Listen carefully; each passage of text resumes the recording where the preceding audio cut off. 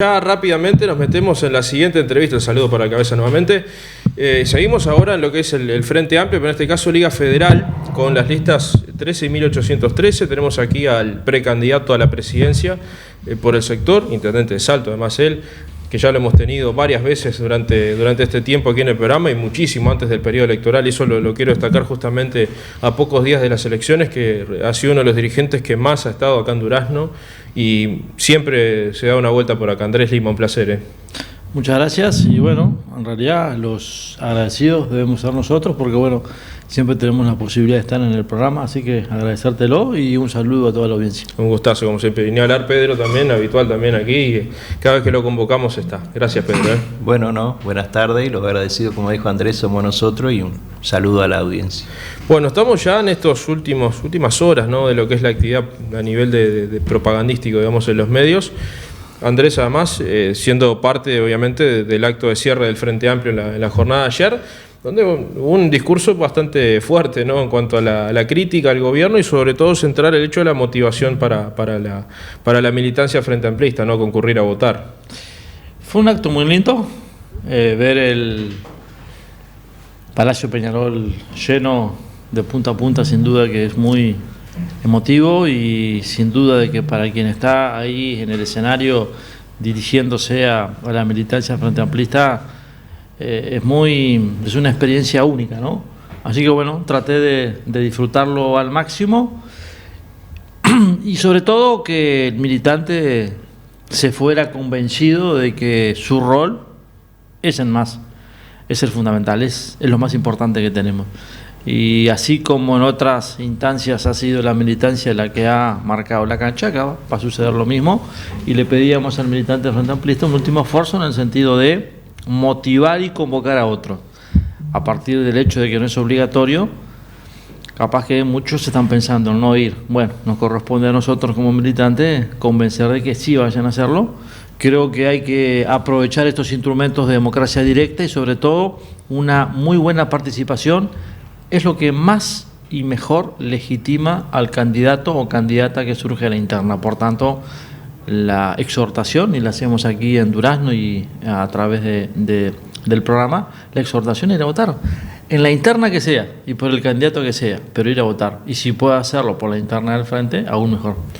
¿Por dónde pasa lo más importante en estos días para motivar justamente a la gente a votar, para que concurra? Siempre se pone uno por hacer algún ejemplo de el frío, la Copa América, todo como un aspecto adverso para que la gente vaya. Pero ¿por dónde pasa justamente la motivación principal para que la gente tenga que ir precisamente y a votar al Frente Amplio? Y que estamos eligiendo nada más y nada menos que quién seguramente puede ser el próximo presidente o presidenta del país. Entonces no es una decisión menor. Estamos decidiendo los próximos 5 años. Y en ese sentido creo que es una de las decisiones más trascendentes que vamos a tomar. Sobre todo porque, además de que estamos eligiendo presuntamente o probablemente el próximo presidente o presidenta, también son los primeros 5 años que van a marcar o que pueden marcar un periodo de gobierno o un lapso de gestión del Frente Amplio que pueden ir más allá de los 5 años en la medida en que se hagan las cosas correctamente como uno supone. Tenemos la experiencia de haber sido gobierno, sabemos qué hicimos bien y en qué nos equivocamos.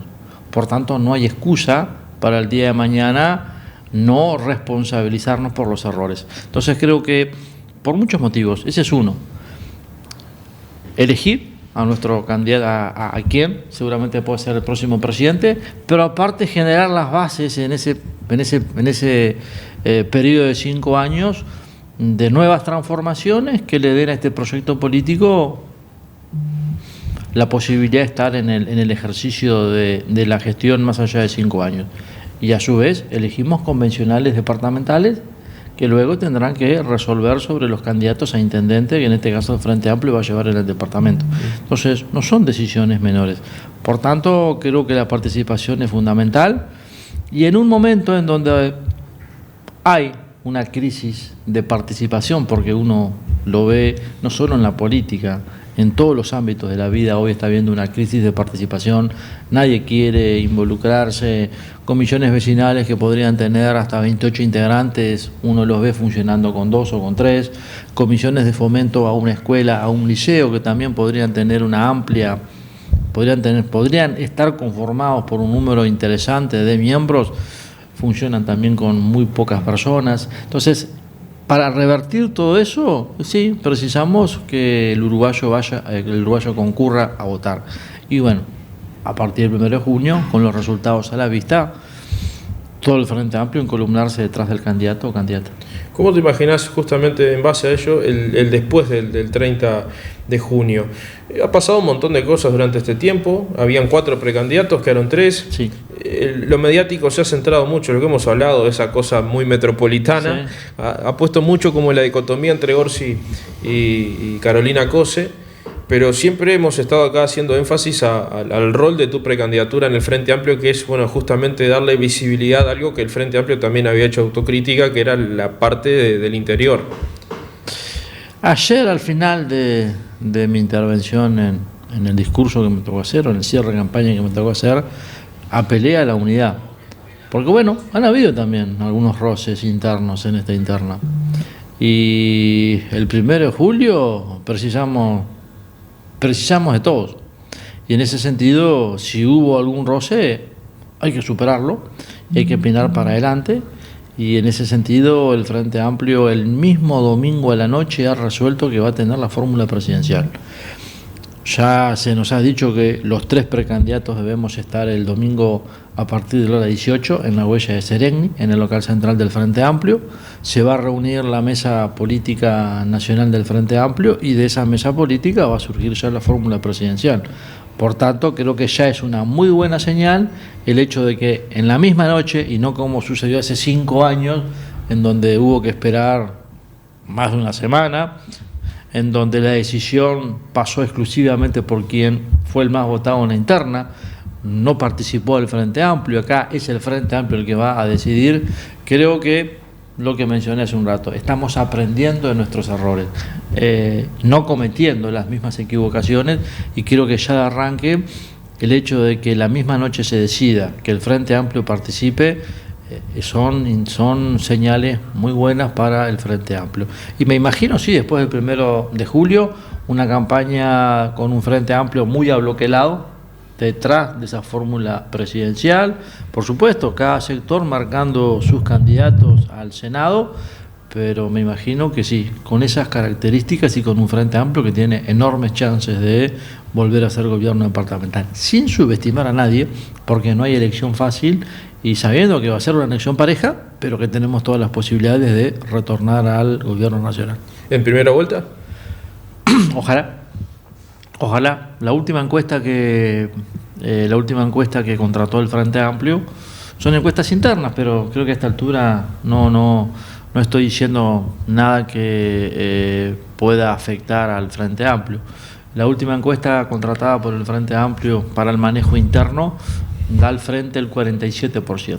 Eso significa que estamos a un punto de la mayoría parlamentaria que se necesita, ¿no? Con el 48% el Frente tiene mayoría parlamentaria, eso naturalmente obliga a una segunda vuelta.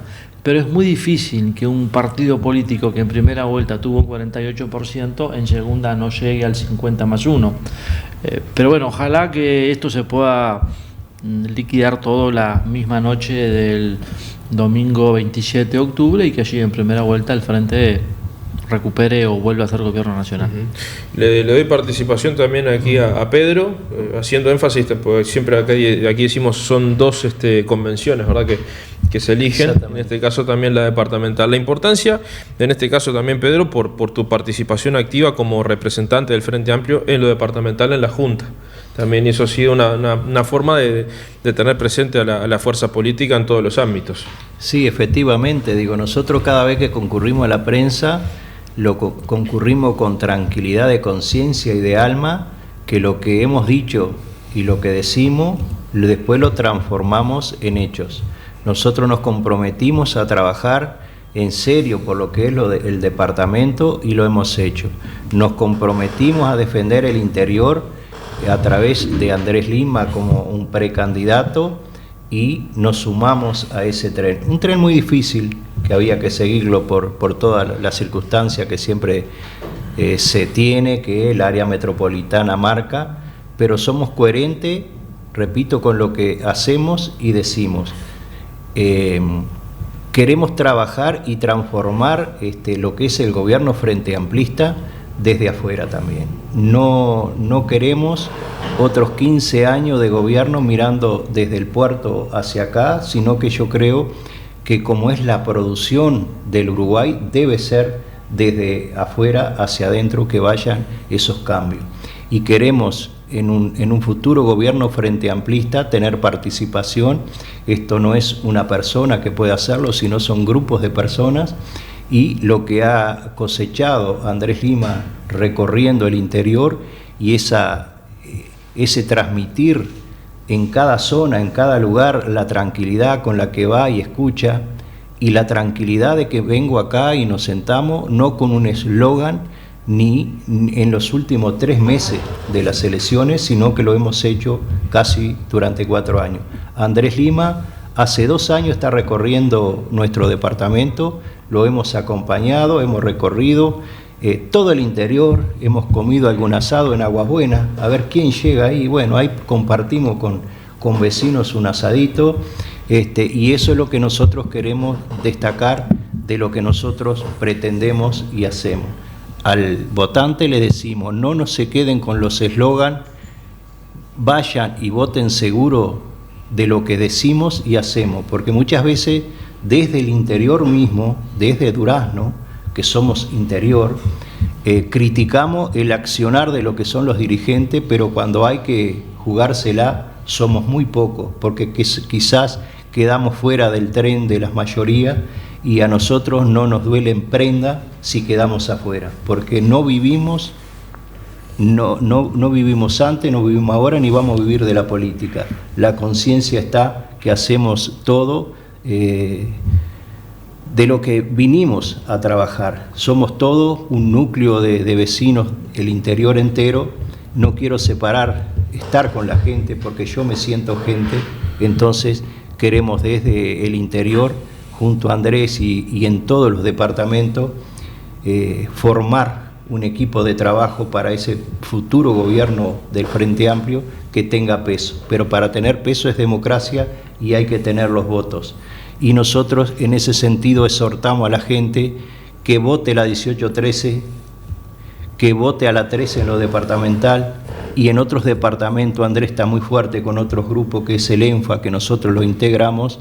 Por lo tanto, apostemos al interior y a lo que están siempre.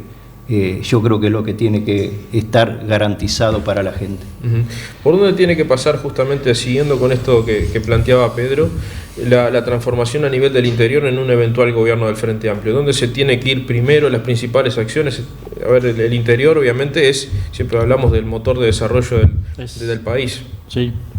Nosotros, más allá de las características de cada departamento y de cada región, hemos encontrado un común denominador que pasa por 4 elementos centrales. El primero, el más importante y el más requerido, fuentes de trabajo.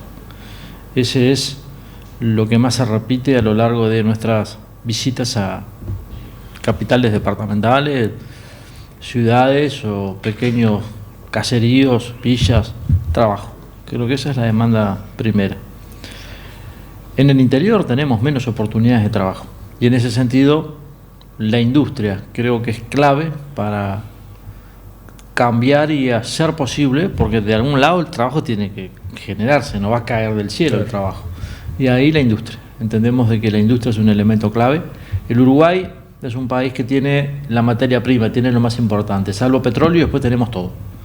El problema es que hoy no lo estamos aprovechando. Tanto es así que tenemos 4 veces menos trabajadores aportando o cotizando al BPS desde el sector industrial. Y ese retroceso en la industria, hoy en la mañana poníamos un ejemplo muy claro, ¿no? El arroz en el Uruguay. El arroz en el Uruguay, cada vez más es el volumen de arroz que se cosecha, pero que el establecimiento va al camión, del camión al puerto y del puerto a la Comunidad Económica Europea. El inconveniente es que algunos meses después, ese mismo arroz, que lo vendimos sin procesar, que lo vendimos, el arroz paddy, como se llama, o arroz cáscara, que lo vendimos directamente de la chacra, lo terminamos comprando en los supermercados, en las góndolas de los supermercados, bastante más caro. Bueno, eso no puede seguir pasando. En ese sentido hay que apostar a industrializarlo. Uruguay tiene una larga tradición en cuanto a los molinos. El problema es que hoy tenemos una zafra del arroz que tuvo una sensible reducción en cuanto al lapso de tiempo, de 3.000 trabajadores que generalmente eran los que participaban de la zafra, hoy estamos en 2.500. Hubo una disminución importante en cuanto a la mano de obra que hoy ocupa la industria del arroz, y como ese ejemplo tenemos tantos otros. Por tanto, apostamos al desarrollo de la industria y junto con eso hacer crecer el mercado interno. Precisamos que el mercado interno crezca, porque la pequeña y mediana empresa, el pequeño y mediano productor, el productor familiar, el comerciante, el operador turístico necesita de un mercado interno fuerte, porque no son sectores exportadores, no son sectores que puedan vivir de la exportación, sino que necesitan que cada trabajador, cada jubilado, cada pensionista, cada familia pueda mejorar su ingreso. En la medida en que mejore su ingreso y su calidad de vida mejore, van a consumir, van a gastar más. El trabajador uruguayo no gasta, su sueldo no lo deja bajo un colchón ni lo deposita en un banco, sino que gasta y se ve beneficiado el comercio en general y todas las actividades que uno pueda pensar en el país. Entonces, esa es la primera demanda. La segunda tiene que ver con la vivienda o el techo propio. Pero hay sobre todo pensar en un sector que es el mayoritario de la población. Por un lado tenemos programas de vivienda que van dirigidos a los sectores más carenciados. El programa Avanzar, el Plan Juntos, el programa Mejoras Barriales, el propio Vivir en el interior, y en el otro extremo tenemos las propuestas de la Agencia Nacional de Vivienda, el hipotecario, que te piden un ahorro previo, esto es un depósito en el banco, un recibo de sueldo con estabilidad, un determinado ingreso no menor a 30 unidades reajustables, pero en el medio queda la clase trabajadora, la clase media, que hoy no tiene propuestas concretas que le permitan acceder a la vivienda. El Frente Amplio se olvidó de ese sector. El Frente Amplio durante sus años de gobierno no tuvo en cuenta a los trabajadores, no tuvo en cuenta a la clase media, y hoy uno lo ve, lo siente como un reclamo persistente. Por tanto, ahí apostar a la vivienda de carácter social. Un tercer planteo tiene que ver con la educación. Descentralizar. Seguir avanzando en la descentralización educativa, más universidades de la República. Tampoco me opongo que también las universidades privadas descentralicen, pero fundamentalmente lo público. Más UTU, no solo en las capitales departamentales, sino en el interior de cada departamento, los pequeños centros poblados. Al mismo tiempo es necesario más UTEC, es necesario en ese sentido IFD, la universidad y la educación. El Frente está proponiendo la universidad y la educación también descentralizada. Si nosotros logramos que la descentralización educativa avance, vamos a cortar con la sangría permanente de jóvenes que de Durazno o de Salto terminan bachillerato y emigran a la capital a estudiar. La mayoría no vuelve, por motivos laborales o por motivos afectivos, porque forman una familia. Y el cuarto aspecto tiene que ver con la salud. Y en materia de salud, el reclamo mayor tiene que ver con, o entendemos que una medida importantísima sería fortalecer el primer nivel de atención en salud. Esto es las policlínicas tanto urbanas como rurales. Eso permitiría descongestionar los hospitales públicos, los hospitales de ACE, y el uruguayo sentiría a la salud más cercana. El uruguayo vería que tiene o que puede contar con un médico, con un especialista, que cuando necesita remedio los tiene. También esto va de la mano con políticas más puntuales, una política de erradicación de médicos en el interior. ¿Cómo? Y generando incentivos. Por ejemplo, que el médico que se instala en el interior, su salario sea superior, una remuneración mayor, un salario mayor. Por otro lado, si ese médico que se instala en el interior tiene que alquilar, que el alquiler de la casa sea costeado por ACE, lo que ocurre con los jueces. Y si ese profesional que va a ejercer su profesión en el interior tienen que hacer desplazamientos importantes de 10, de 15, de 20, de 30 kilómetros y precisa un vehículo, que ese vehículo sea también brindado por ACE. Generar estímulos que hagan atractivo a un profesional instalarse en el interior. Esas son las 4 prioridades que hemos encontrado, que más se repiten en el Uruguay, en el interior del país. Trabajo, posibilidad de acceder a la vivienda propia, la educación para evitar la sangría de nuestros jóvenes y por otro lado una salud de calidad accesible y que realmente sea un derecho humano que pueda llegar a todos los uruguayos. Esos son los 4 temas centrales. Después hay algunas otras cuestiones, pero que tienen que ver más con la realidad de cada departamento y de cada región. Yo les agradezco muchísimo por este tiempo. Bueno, obviamente les deseo éxitos en el camino, como a todos. Y bueno, nos vamos a encontrar seguramente para lo que será el camino electoral para octubre, cualquiera sea la decisión que tome la ciudadanía. Gracias Andrés, gracias Pedro. Gracias a ustedes. Gracias y esperemos que para octubre podamos discutir en una mesa intercambiando con otros de aquellos que hoy trajeron las soluciones y cómo lo van a hacer. Digo, esto de lo que hablamos del interior, donde hoy acá en Durazno hay un frigorífico que está toda la gente del seguro de paro, donde hay otro que está trabajando a media máquina y donde la tercera parte de la producción ganadera se está yendo en pie, quitando valor agregado y la gente en las casas. Clarísimo. Gracias de verdad. Pausa y continuamos.